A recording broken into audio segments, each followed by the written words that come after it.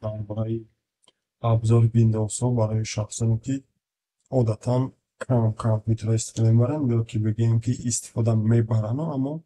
و نسخه داخلش سر کار ندارم فقط با اونها یک مسئولیت میمونیم.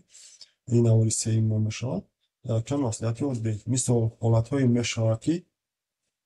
همین значок های در рабочий стол بدگیره بعضی شخص ها گم میشود مثل کجای کامپیوتر هم میجکن که همین گم میشود بعد سوال ها پیدا میشود برای چه همین значок ها گم شد گفتن همین بدگی ها и основаем вид доводит мышем, уже отображает значки рабочего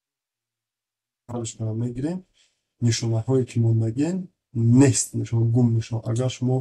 ҳарчанд ҳуҷҷати навам бисозем мисол мегирем документ ӯ ҳам гум мешавад чизе ки шумо бисозем чизе ки накунед ҳамон гум мешавад амора бо видео ворид мешавад отображает значкиро бо птичкаша мемонем бо ҳамаш пайдо мешавад ина ҳуҷҷати навсохтагӣ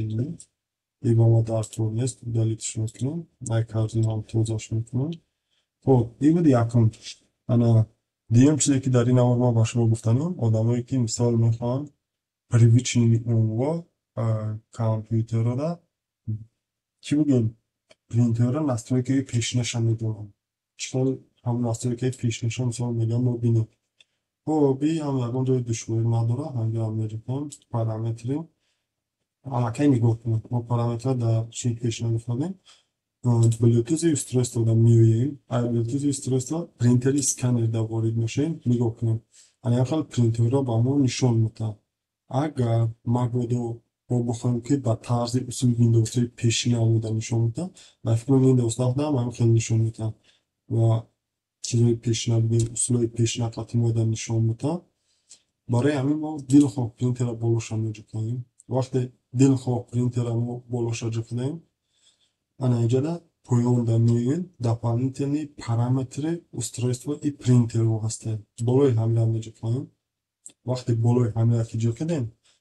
ин виндовсҳои пешина яъне касе ки дар windows 7 xp мисол 8 мумкин ҳамтари бошад ростига дар хотири намонда ранги ҳамо пайдо мешавад ана метавонем чӣ коре ки ба хотон мақулад кликкаиҷа иҷрош кунем. این بود کمی معلومات درباره ویندوز 11 به شخصانی که نه ویندوز 11 را установка کردن یا که установка کردن بعضی جای عادیش اصلیت خب